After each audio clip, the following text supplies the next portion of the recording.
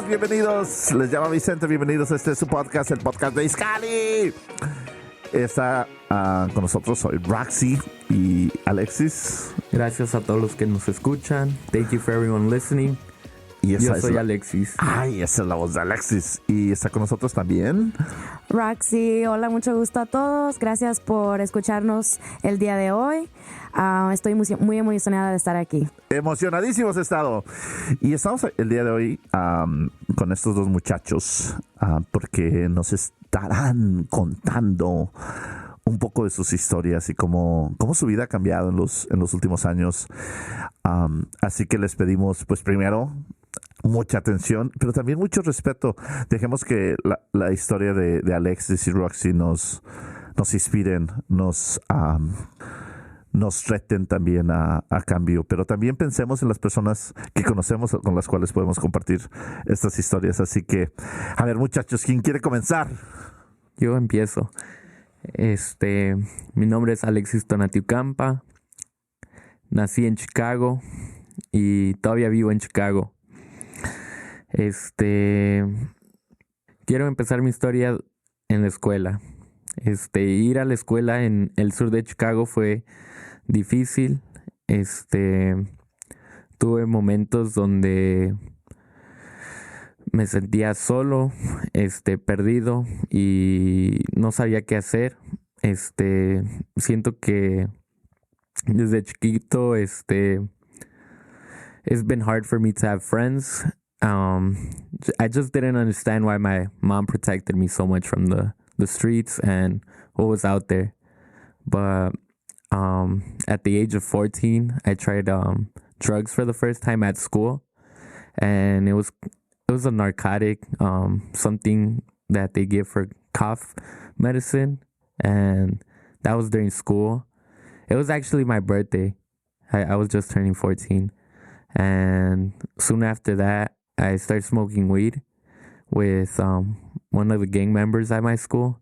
It was the time during where a lot of my classmates started joining a gang, and I just felt like it was the first time I had like true friends. I needed some support. I needed to find friends that actually loved me, and I felt like the gang offered me that.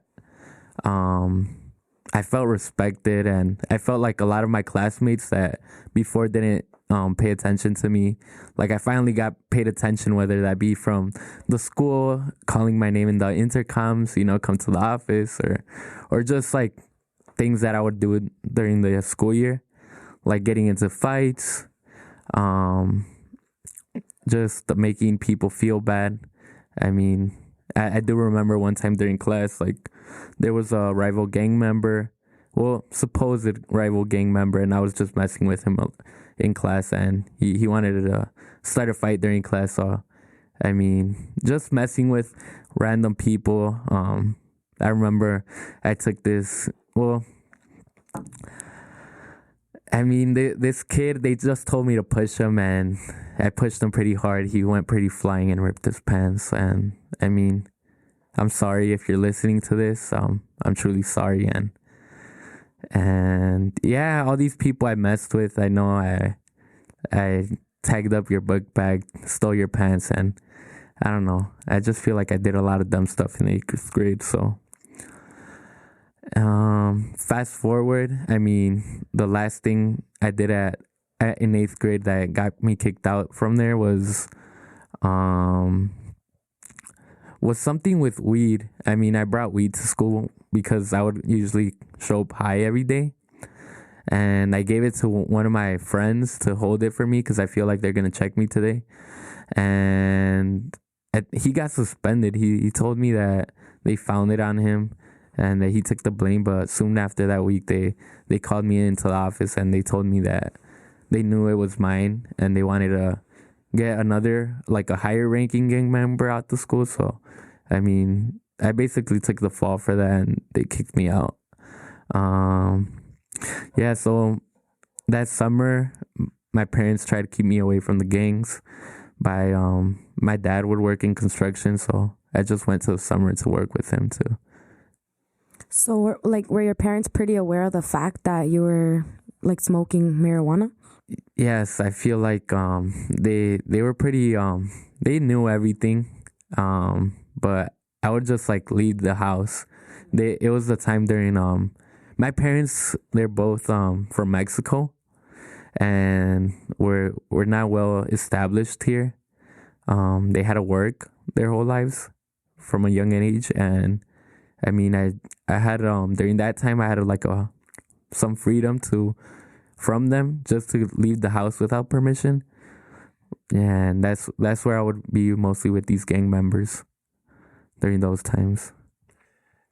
Now, were they aware that you were active in a gang? They were. They knew that, and they knew I was using substances, but I would always try to hide it and just say I was gonna change. And that's why they took this extreme measure of keeping me away from in the summer, and throughout the years they sent me to Mexico a lot just to keep me away. So how was high school? Because you were like, that was 8th grade. I'm like, wow. Yeah. So high school, new neighborhood, West Englewood. That's where I went to high school. And it's a selective enrollment school. So not anyone could get in there. You have to have the grades, the test scores. So I was pretty smart. Made bad decisions, but pretty smart. And I feel like my freshman year, I tried to give a clean slate by joining the soccer team, and having new friends. But soon after that, I feel like I went back to old ways, and I was still searching like for that gang life and drugs. I feel like they had a big impact on me, and I started like influencing like some of my classmates to try these things with me. And yeah, my sophomore year I started ditching school, and I found an abandoned house to smoke weed and just not be in school. Wow. Did you just go to the house alone, or? Yeah, so I just told my friend, hey, let's go smoke weed. And I just found the house like down the block from my school, because there's a bunch of abandoned houses in my old high school. Did you stay away from the gangs in high school, or? Yeah, so I mean, I kind of lost connections with like the people I would hang out with in 8th grade. But I mean, you find new bad people, or just people who are like into these things. I don't know. Mm-hmm. So you'd rejoin? I kind of started my own gang, and because I started influencing these people, and instead of a positive way, a negative way. Yeah, and that continued. Yeah. Would you say, like, aside from getting like kicked out of school, were there other like consequences that you had to face because of the actions that you were taking and the things that you were partaking in? Definitely at home. I feel like fighting constantly with my family, and just trying to hide who I was. Yeah, just there was no respect. That it was lost, and yeah, I was just pretty alone because I couldn't have a conversation with them, and just being in my own world most of the time. And I mean, this continued, like the drug abuse, and just sneaking things into the school, just a lot of sneaking in like alcohol and drugs, and using that during school.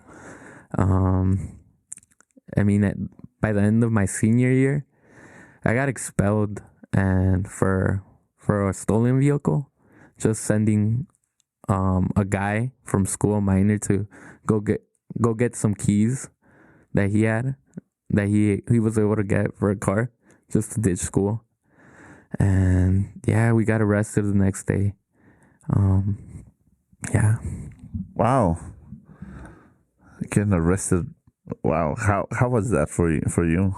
They arrested me. So my parents, well, I think my mom came to school because they called her and they told her everything that was going on. Like, that I had been ditching every day.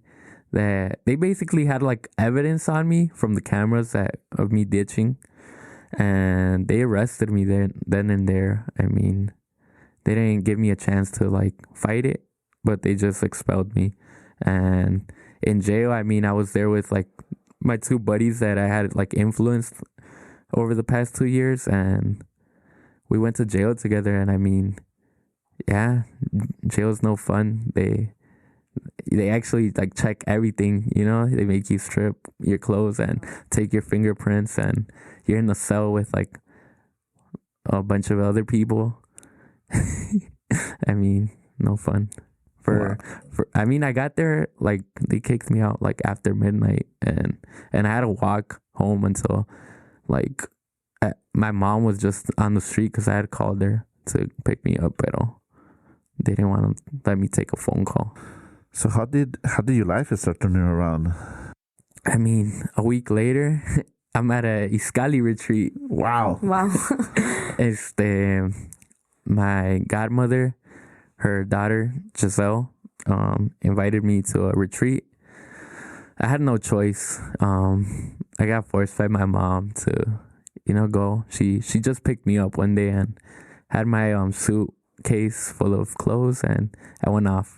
I was pretty angry because I didn't want to do anything with people or, God.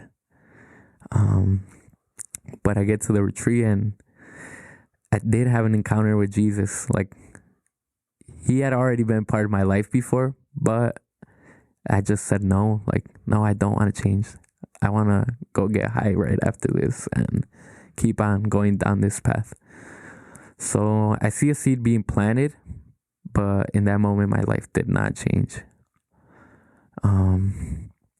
Fast forward, trying to answer Roxy's question, I think the consequences of me taking this path was I think a lot of mental health problems, a lot of depression, a lot of knowing what's real, what's not, what's just in my head. I think drugs have a very serious consequence on your health and your mental health and knowing what's real. Just struggling with that. Yeah.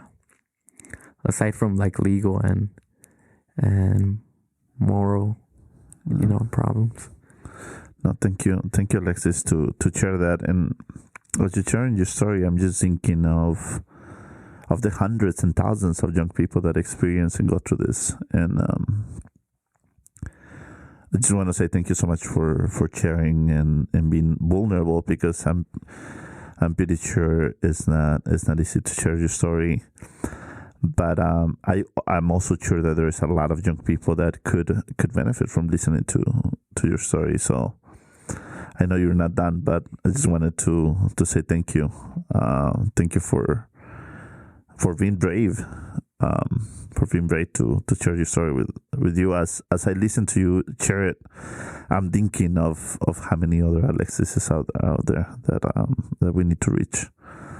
But let's continue with the story. So fast forward, I keep on making bad decisions after another. Keep on using these substances and just living a gang lifestyle because my friends had become in the gang. I mean,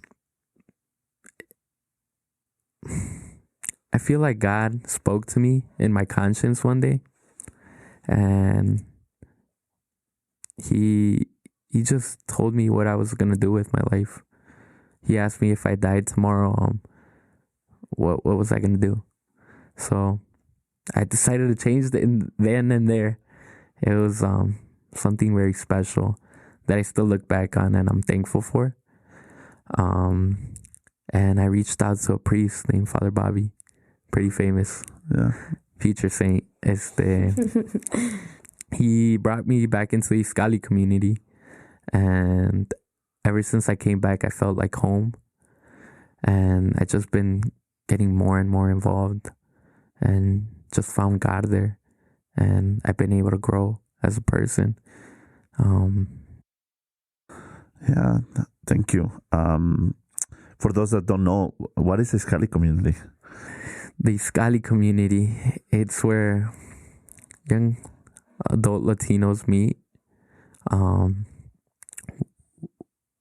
We're followers of Jesus, disciples of Jesus, Jesus Christ, the God that turned man, and just learning what he wants from us and sharing that with each other, with our friends. With the mission is to go and make disciples of all nations, and just living what the Catholic Church teaches. Beautiful, thank you. So tell us a little bit about where you are in your life now. A few years later.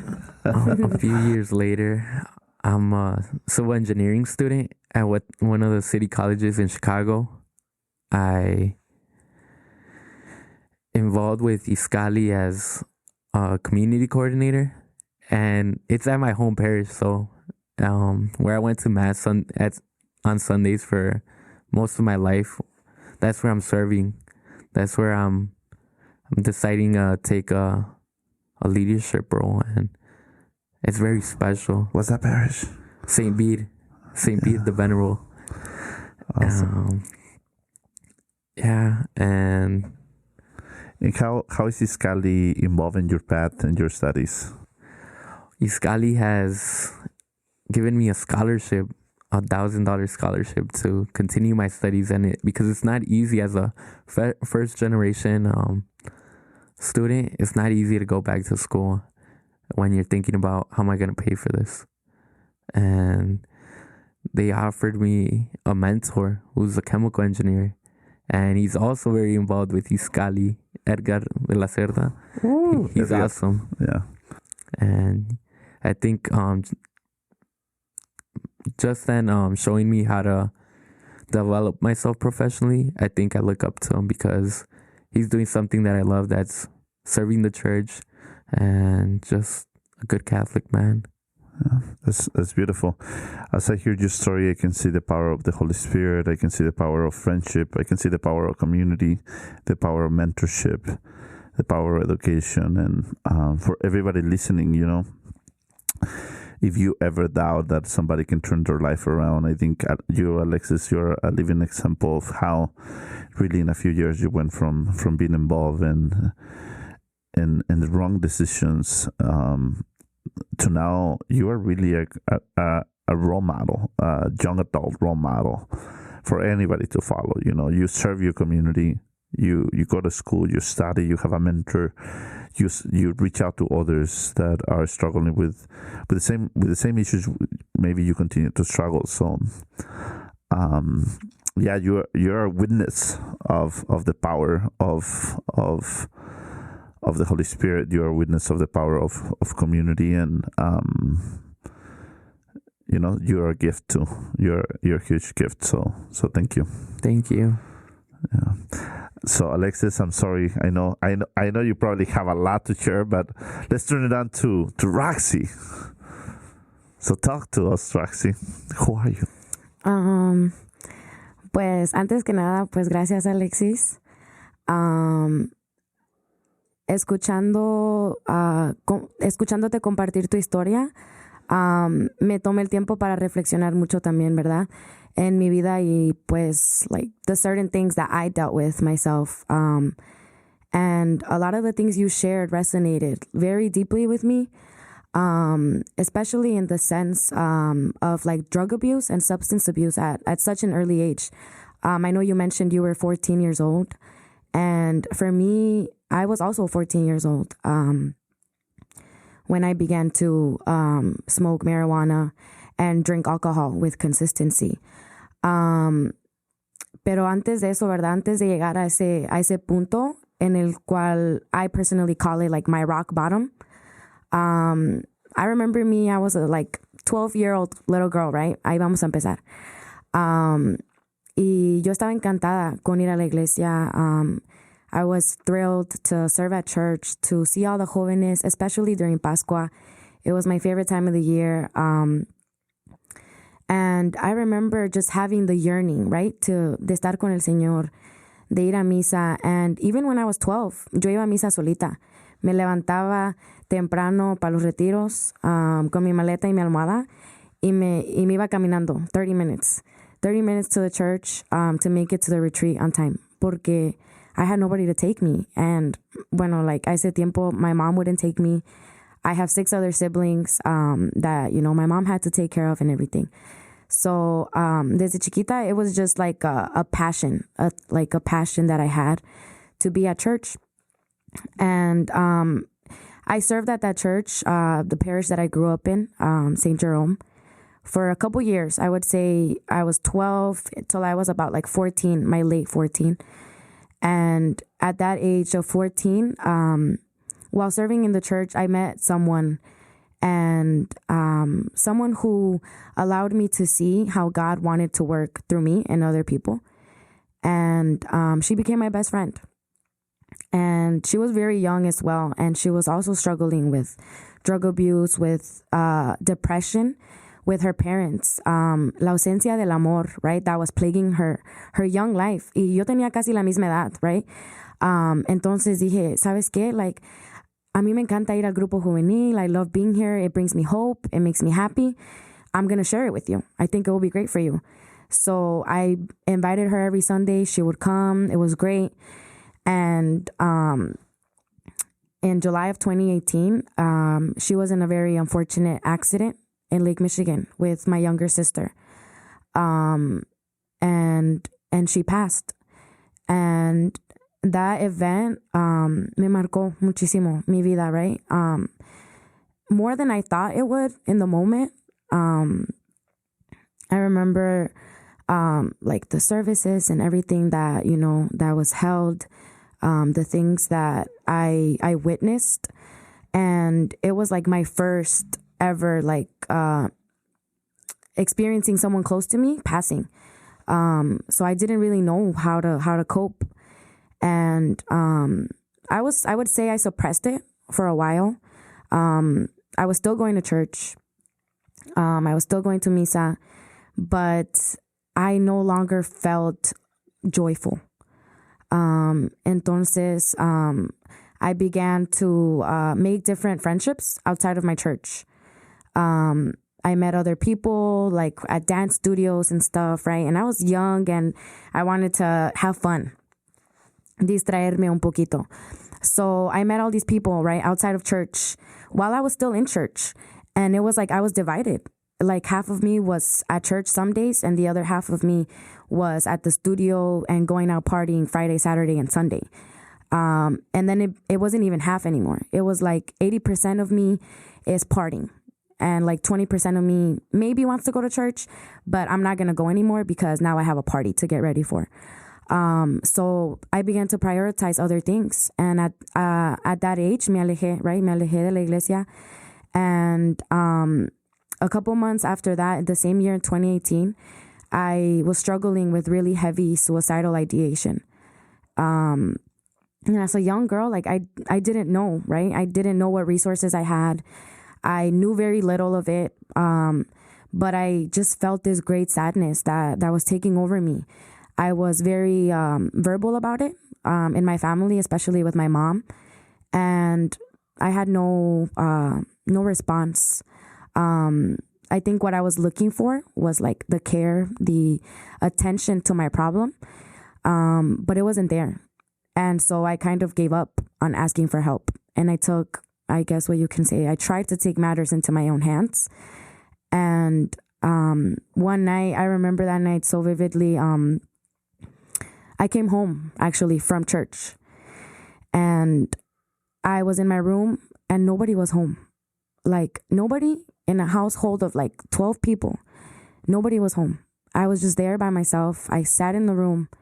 And we lived very humbly. I shared a room with my other 2 sisters and we had no bed, like dormíamos en el suelo, all 3 of us. And I remember just like laying on like what I guess I would call my bed, my pillow and my blanket. And I looked up at like the image I had of my friend. And this like song was playing in the background, like Mariah Carey, you know? And I was looking up at her, and I started like talking to her about how I felt about like her being gone and how lonely I felt. And I began to say things to myself like, it's time to go. And I want to be up there, you know, with you. And I want to be in heaven with God. And I no longer want to live this life. I no longer have the strength. I no longer, you know, want to put on my happy face to make other people happy. I no longer want to explain myself. I'm tired. I'm tired of not getting help. I'm tired of asking for help. And I'm tired of needing help. And I tried to overdose. I took like a bunch of pills. And, you know, I was a young girl. I didn't really know what I was doing.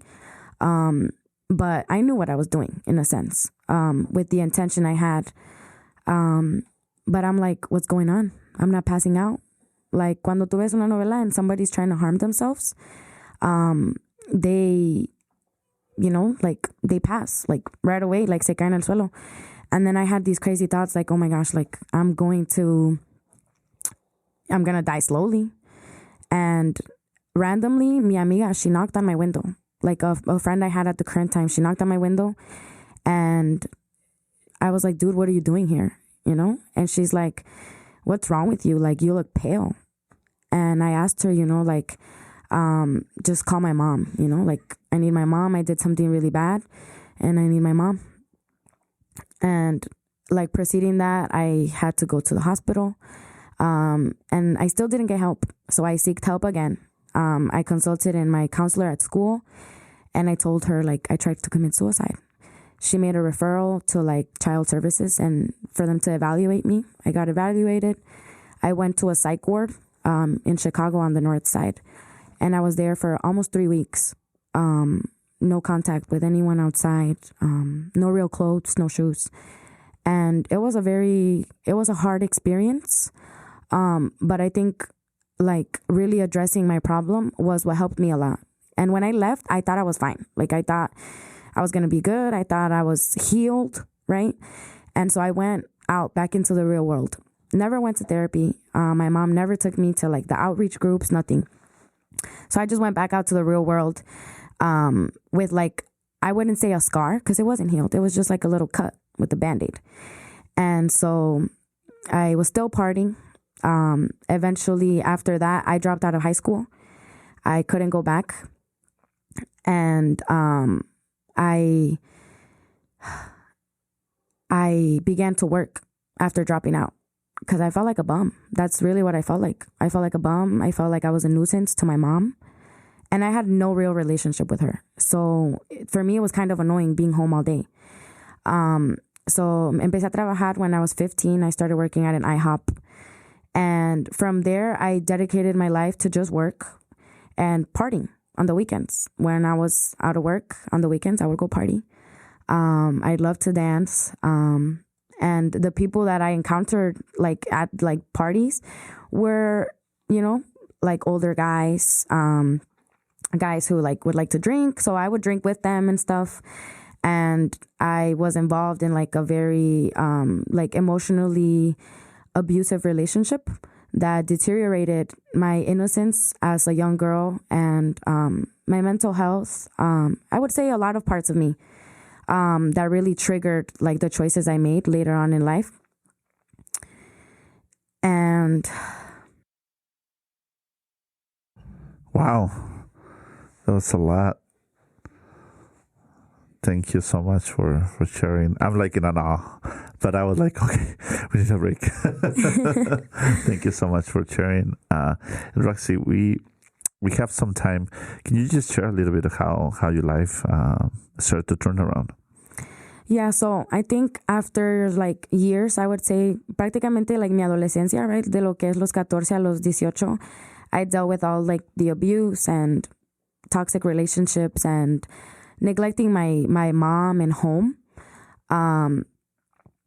Entonces, en el 2021, 2021, I turned 18 in May.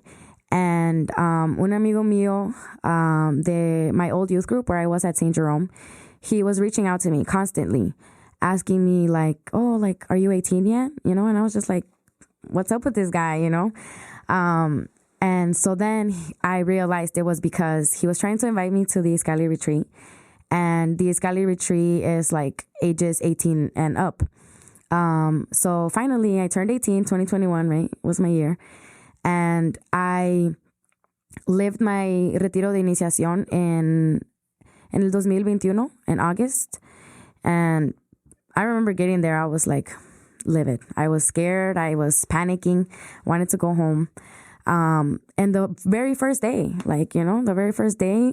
I felt like the intensity of the love of Jesus. Like the very first day, within a couple of hours, what I was so scared that I was going to experience, I felt it, right? In the room full of like different people, strangers. I felt so much love that like casi like me desmayo. Like, I don't know if you've heard the story, but casi me desmayo. And it was like my heart was filled with emotion and just so much love, right? And so the next day, le di como más, like I had more hope. And I was like, okay, like being here for like such period of time, I've already experienced such love and joy. Like, let's see what God wants to say to me. So abrí mi corazón, right? Muchas veces cuando vives un retiro escuchas el vívelo. And I was like, how am I going to live this? How am I going to choose to live this retreat? So after that, I had a beautiful experience during Santísimo, where I had a beautiful encounter with Jesus. Pero después de tener una experiencia tan bonita en Santísimo, tuve como like my faith was restored. Me llené de amor, me llené de paz, me llené de fe. And day after day, I would pray. I would say the very first month after, right? I was like on my retreat high, talking to my family about God, about the retreat, going to community, right? Like Alexis mentioned, being in that safe space that you have of people whom you can confide in, who you can trust, and like te acompañan in your following of Christ. And I think for me, that's when it all began, right? Going to community consistently. But I feel like Alexis mentioned, right? Like our life doesn't always do a 180. And I don't think my life did a 180 in 2021 or 2022 for the matter. Ya estamos in 2024. And I feel like right now, like is when my life is making that turning point, of going to mass daily, of intensifying my prayer life, de educándome más en mi fe, as well as, in the church, you know, being more involved in the church. Gracias a Dios, pude regresar a St. Jerome, a mi home parish. And I am preparing myself to receive the sacrament of confirmation, which is beautiful. I think like en el bautismo todos recibimos esos dones, right? We receive the blessing and we are, you know, hijos de Dios. And I think with confirmation, like we receive like the gifts. And I think that's what I'm discovering right now. All the gifts that God has blessed me with. And I'm on fire. I think I'm on another high. This is like part 2 of like my high and like following Jesus. And I'm being more disciplined, looking to find more ways to follow Christ and to bring him to other people. I think that's like, es mi meta ahorita, de ya no negarle ni negarme tampoco el amor de Dios y sobre todo compartir la palabra de Dios porque ha cambiado mucho mi vida. Wow. Alexis, how was that? I'm thankful to have met Roxy. She was the first day I came back to Iskali, I talked to her and I'm like, oh, this is where I'm supposed to be at. Her joy. Yeah. Beautiful, beautiful transformation. And yeah, as both of you said it, we are not converted. We are converting. Well, in that tone, as we prepare for the time of transformation of Lent, we leave you with these 2 stories. If you feel that they can inspire other young people, please share them. Y gracias, muchachos. Gracias por estar aquí. Gracias a todos. And thank you, Alexis and Vicente, for being present. And thank you to everyone else who's listening. Yeah, I want to thank everyone. I feel like it's the good in the world, the reason why we're here. So thank you and share it.